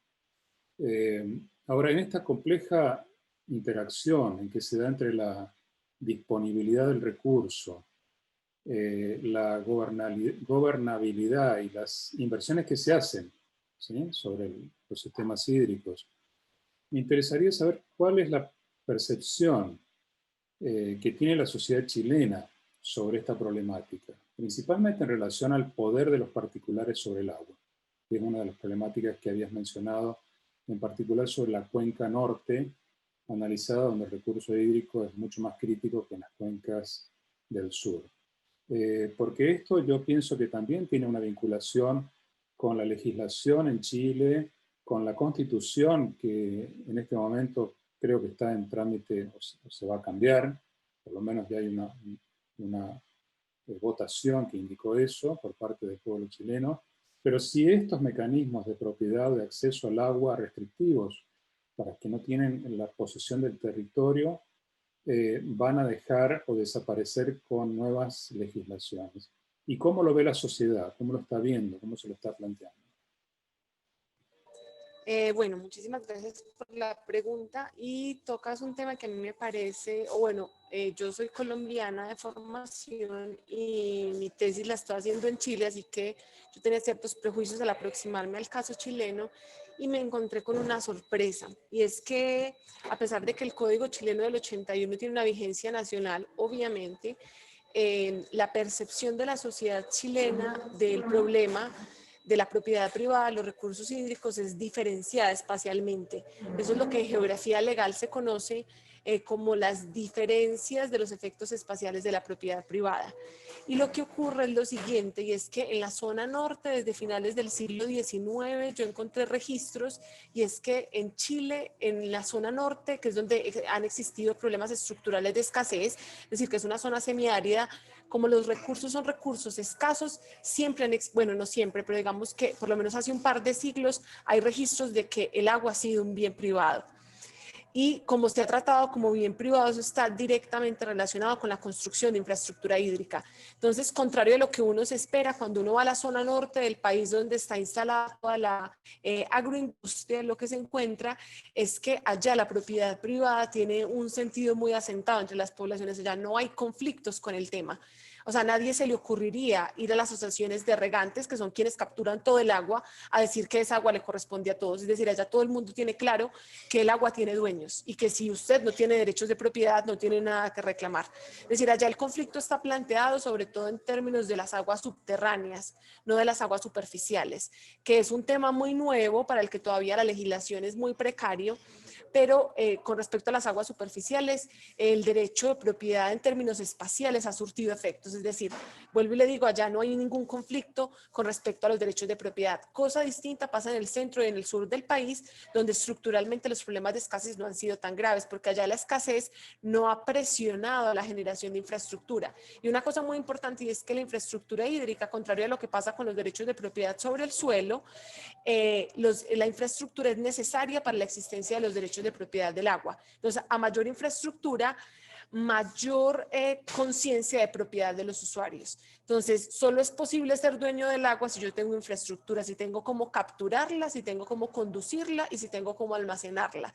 En el sur, como eso no ha existido y como el agua, como la infraestructura se construyó para algo distinto al consumo de agua, se supone que es una infraestructura no consumtiva porque es para la generación de energía, ese proceso es un proceso muy reciente, es un proceso que apenas está empezando y por eso le digo, paradójicamente, en el sur los conflictos sobre la propiedad del agua, es decir, de las poblaciones locales que se niegan a que exista un propietario del recurso hídrico, es donde están activados. Entonces, donde no hay problemas de escasez es donde existen los conflictos, donde sí hay problemas de escasez, los conflictos territoriales con respecto a eso no existen. Y es un conflicto que se plantea sobre todo en una diferencia de cosmovisiones. Es un conflicto sobre todo con las poblaciones mapuches, específicamente los pehuenches, en la cuenca del río Biobío, y con respecto a esa lógica o esa racionalidad con respecto al agua. Y en ese sentido es que también habrá que entender que el nuevo proceso constituyente tendrá que diferenciar esas condiciones territoriales chilenas y reconocer esos usos históricos y tradicionales acerca del agua. Sería contrasentido o sería contra, digamos, todo lo que pasa en el territorio chileno que se hiciera público, o más bien que los recursos hídricos públicos en el norte, por ejemplo, en el norte los recursos son privados y es un sistema que tiene muchas deficiencias, pero que funciona, es decir, allá habrá que pensar otro sistema, por ejemplo, que el Estado se vuelva propietario de ciertos derechos para abastecer la población, pero no sería posible pensar en expropiar a los propietarios del agua del norte, cosa distinta ocurre en el centro y el sur. Entonces yo creo que lo que tendrá que hacer la nueva Constitución es reconocer las distintas usos territoriales del agua en el territorio chileno. Y una cosa que yo planteo en mi tesis y que creo que es uno de los hallazgos fundamentales, y es que no es posible hablar de los recursos hídricos de Chile en un sentido nacional, habrá que deshacerse de la escala nacional y habrá que empezar a hablar de los recursos hídricos, si mucho o máximo en la escala cuenca, porque en la escala cuenca es donde podemos decir si hay o no derechos de propiedad, si hay o no escasez. Cuando se usa esa entelequia o cuando se usa la escala nacional, ahí empieza a desdibujarse, digamos, todos, no solo los usos culturales, sociales y territoriales, sino también en términos naturales, qué hacer con esa cuenca.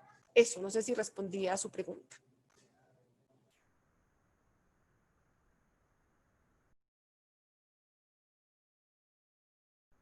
No he escuchado.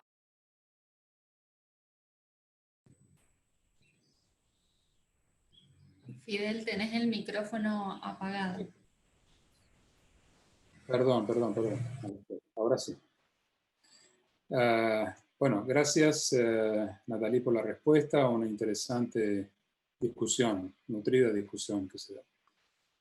Leticia, respecto a tu presentación, sin dudas, bueno, identificar los procesos de la dinámica hidrológica en el tiempo, ¿sí? Y su impacto en el sustento de las comunidades vegetales y animales también vinculadas, y aún en el mantenimiento y desarrollo de las actividades humanas que se relacionan con esas regiones, digamos que es un desafío muy interesante el que se plantea en términos de este escenario de cambio climático, ¿no? O sea, hay una situación que complejiza todo con esta nueva, digamos, situación de, digamos, crisis o cambio climático en forma casi global. Ahora, si bien ya tienes algunas percepciones y algunos resultados, imaginando, o sea, ¿qué elementos puedes visualizar desde los futuros resultados de tus estudios que puedan dar argumentos para, digamos, argumentos que aporten a la discusión global sobre el desarrollo de políticas de mitigación y adaptación al cambio climático? Porque me parece que, digamos, estamos apuntando, digamos, no solamente a reconocer que hay problemas de agua, sino que estos problemas de agua se están agudizando, y por el otro lado vemos que hay países que retroceden en sus posturas respecto de enfrentar situaciones del cambio climático a través de políticas de mitigación o como sea. ¿Cuál es tu, digamos, percepción en relación a eso? ¿Qué podemos obtener de tus resultados, de tus estudios? Yo creo que a partir del estudio que estoy trabajando para mi tesis, la posibilidad de tener alguna certeza sobre lo que va a pasar en el futuro con parámetros climáticos como precipitación y temperatura para la zona de estudio va a ser fundamental. Sobre todo con la intención no solo de realizar comunicaciones que sirvan para el ámbito científico, sino también la posibilidad de realizar un tipo de ciencia o de comunicación científica que se acerque también a los tomadores de decisiones con datos y con predicciones con algún grado de confiabilidad, ¿sí? Creo que a partir de esta tesis de la reconstrucción climática y la posibilidad de realizar predicciones, vamos a tener alguna posibilidad de llegar a autoridades o también a otros colegas científicos que tengan injerencias en temas de manejo, por ejemplo, de cuencas o de manejo de agua en las zonas y también en otros lugares que permita tener más información. Creo que la información es una herramienta clave en la toma de decisiones y muchas veces no está tan disponible. Claro, sí, concuerdo contigo y además yo creo que hay una escala, un nivel de información, de dónde difundir la información, que es la escala a nivel de comunidad y de municipio, porque es una situación que puede generar un poder desde abajo y es la gente que realmente sufre el problema del agua. Entonces, esa comunicación muy interesante sería también profundizarla en estos sectores que están realmente en contacto con el problema hídrico y que lo sufren en el día a día. Porque son ellos los generadores después, digamos, de peticiones o de generación de políticas para superar estas crisis. Y bueno, eso me parece muy interesante, sí, aplicar tus resultados en ese sentido. Sí, en ese sentido te agradezco por la intervención porque me hace pensar y no olvidarme de que en los casos de los lugares donde trabajamos siempre lo hacemos con el apoyo del Cuerpo de Guardaparques si es en Parque Nacional o por ejemplo en Esquel con la autorización de un privado que es el dueño de los campos y nosotros siempre le remitimos, digamos, los informes de la investigación o qué es lo que hemos ido encontrando y en ese sentido, como vos decís, no olvidar, me hace tener más presente aún la importancia que tiene que yo cada vez que vuelva al campo le remita el informe a esas personas y qué lenguaje uso y cómo voy al final de la tesis volver a ponerme en contacto con esa gente. Así que gracias por la observación. Muy bien. Ricardo, bueno, muy interesante también tu discusión. Te comento que desde Argentina somos grandes consumidores de ananá y banana, ya lo has experimentado en Buenos Aires también. pero de este lado del país, en Mendoza también, creo que somos buenos consumidores, así que si llega a faltar el ananá o el banano, lo vamos a sufrir en carne propia. Una pregunta que querría hacerte es, ¿cómo piensas que, digamos, porque mencionaste que estás haciendo el inicio de tu doctorado con el análisis de una estación climática que tiene una temporalidad interesante, 70 años ya es un contexto interesante de analizar, y tienes una distribución de estaciones climáticas en el territorio ocupado por digamos, los territorios que corresponden al cultivo de ananá y banano, con estaciones climáticas que tienen, según dijiste, registros menores de tiempo, aunque no mencionaste qué extensión. Ahora, ¿se puede afrontar una representación espacial de eventos en el pasado de la sequía mediante, digamos, los índices que estás desarrollando cuando posiblemente la red de estaciones climáticas no tengan esa suficiente cobertura territorial y temporal, principalmente? ¿Piensas que se pueden desarrollar en Costa Rica otros indicadores climáticos que puedan ayudar a sortear esta situación? ¿O simplemente la representación de una estación en particular tiene, digamos, alguna identificación con todo el territorio oriental de Costa Rica?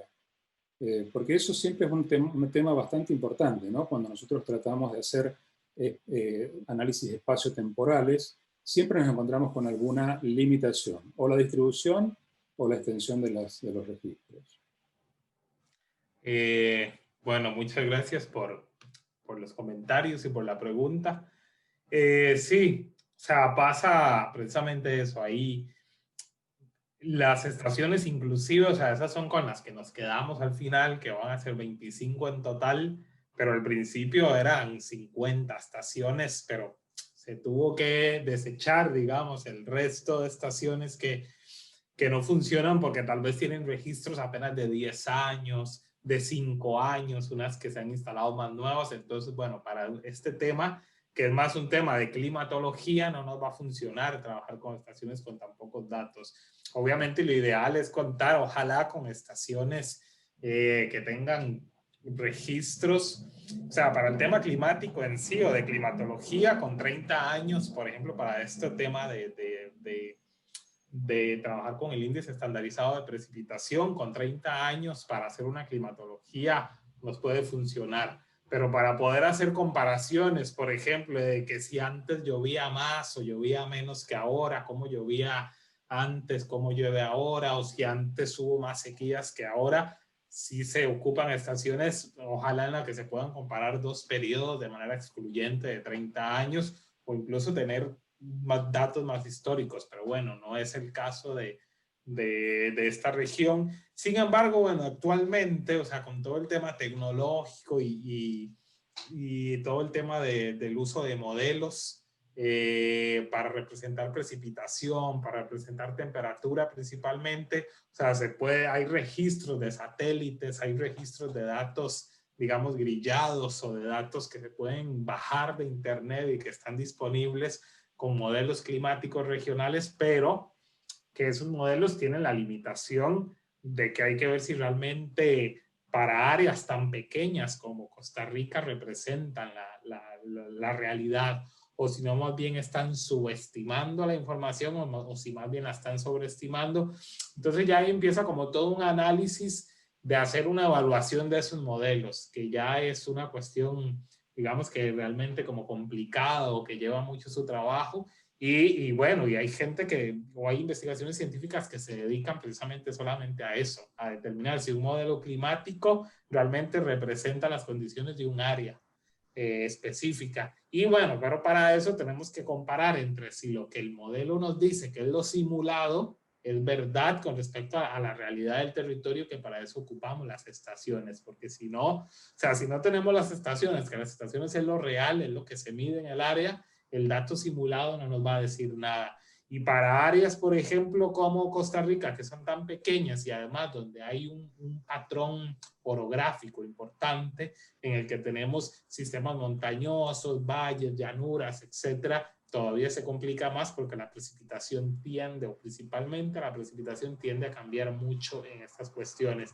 No así como si fuera un área llana o un área de llanura, donde no hay patrones orográficos, digamos, importantes que hagan cambiar la precipitación. Entonces, o sea, yo creo que por lo menos para este estudio que yo estoy realizando para el área, con las estaciones que nos quedamos, hemos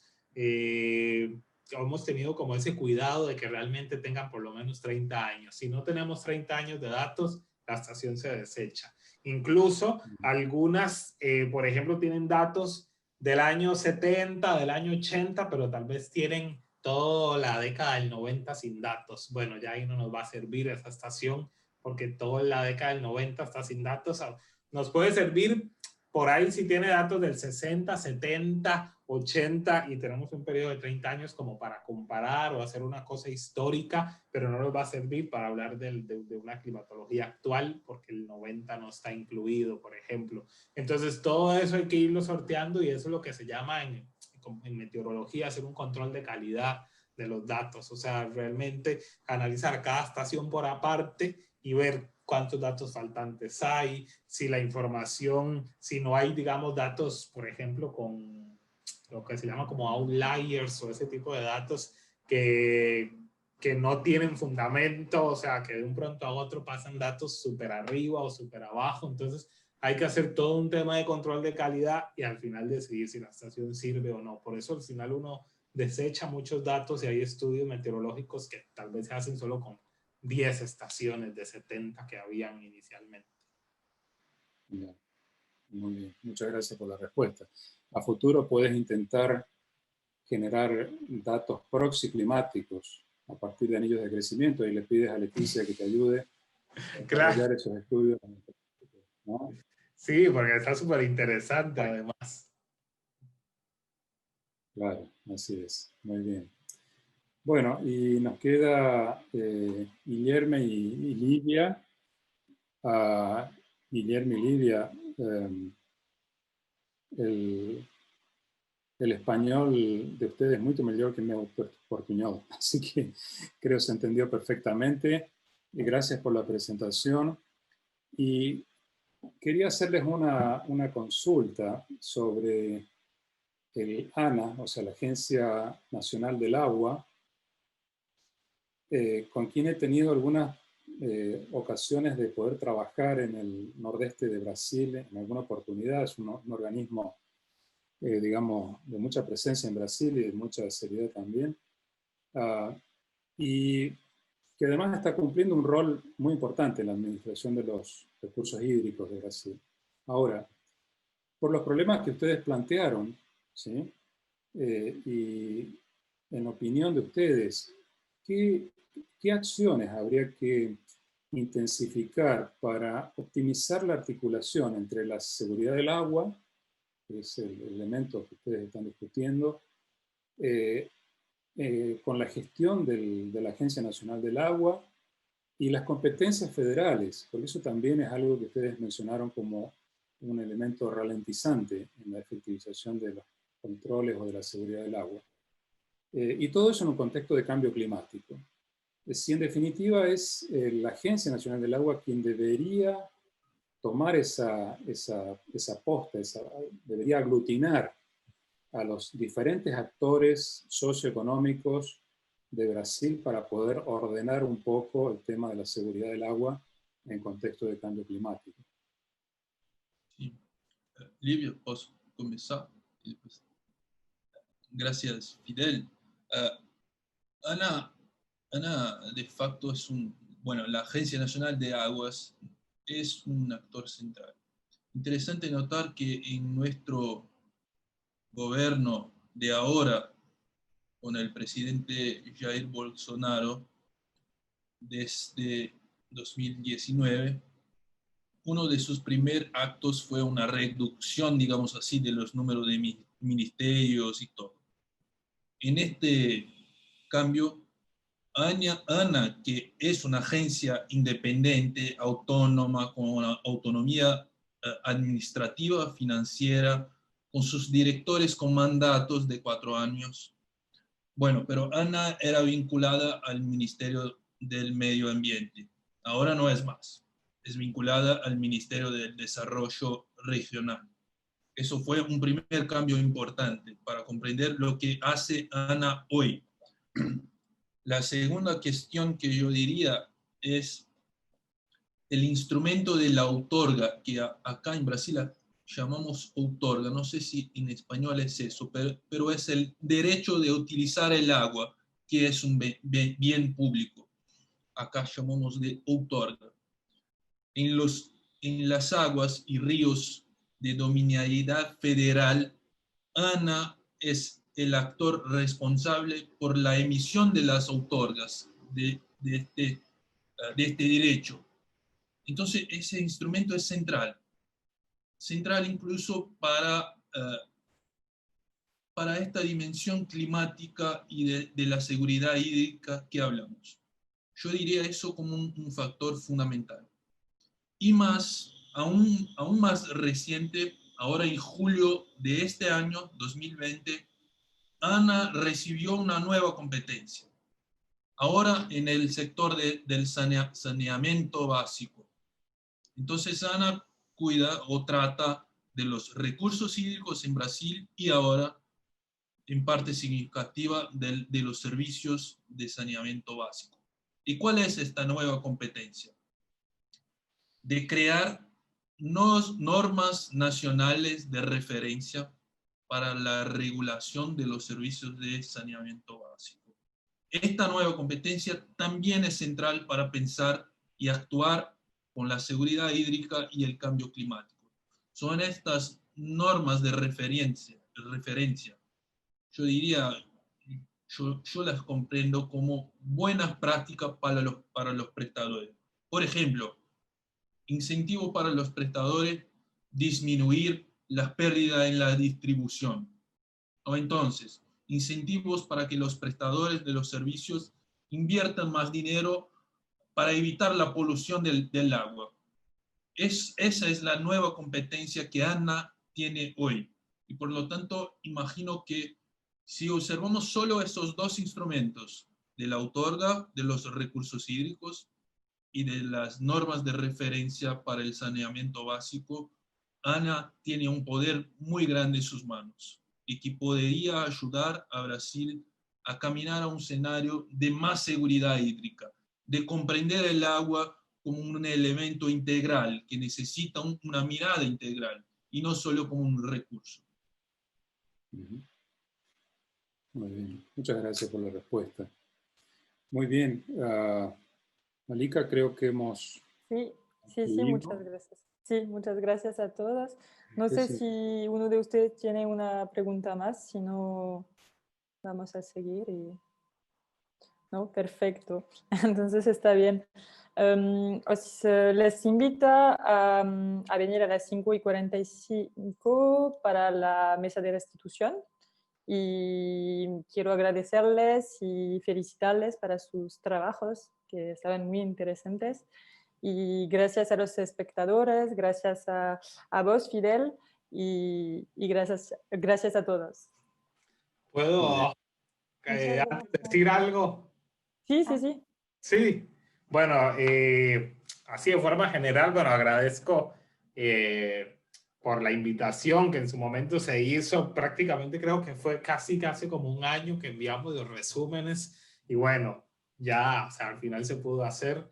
Y agradezco este espacio para poder comunicar lo que hemos estado haciendo. A mis compañeros de la sesión, de verdad que tienen trabajos muy interesantes, muy importantes. Creo que este tema de agua, y lo pudimos ver, o sea, lo que me resulta interesante, que lo pudimos ver desde diferentes perspectivas. Por ejemplo, el trabajo que tiene Natalie desde un tema, digamos, como en Chile, en un contexto árido, en un contexto de que, por ejemplo, para mí es muy, o sea, como que es muy asombrante ver esta cuestión de ver el agua como una cosa que no sea pública, porque yo creo que en la mayoría de los países se tiene una legislación en todo ese tema, de que es un bien público, de que nada es privado, y bueno, en Costa Rica, por ejemplo, han habido luchas por el agua y todo contra cosas privadas que se han querido adueñar y lo sacan, digamos, completamente del país y esas cosas. Entonces, o sea, para mí es como ver esa realidad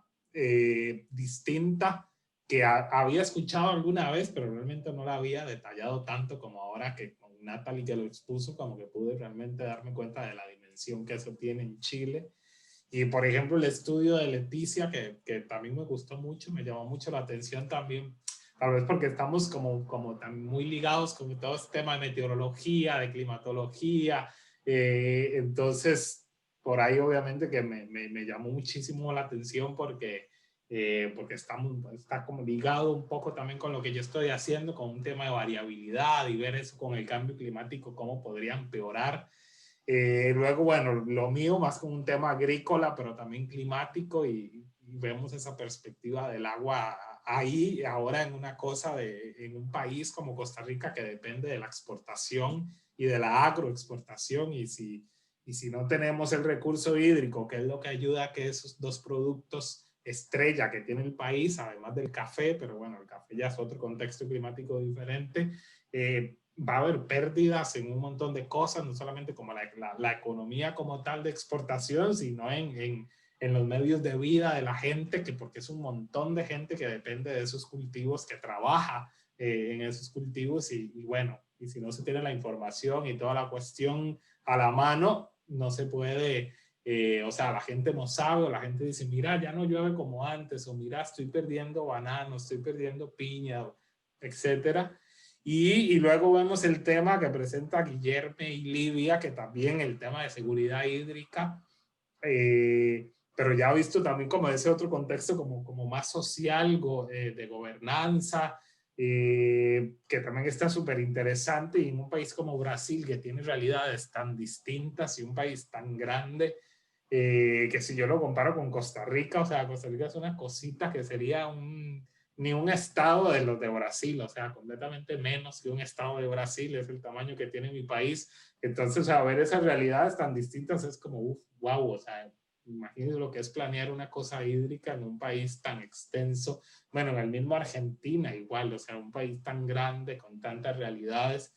Así que bueno, me gustó mucho la verdad la temática de la mesa y de lo que están trabajando cada uno de ustedes, y bueno, por ahí podemos estar en contacto para después alguna cosa en conjunto que se pueda hacer o intereses en investigaciones que tengamos, qué sé yo. Así que bueno, un placer. Gracias, Ricardo. Gracias, Ricardo, igualmente. Gracias. Vamos, no sé si... Sí, ahora vamos a cortar la mesa. Bueno, gracias a todos. Chao, chao. Chao.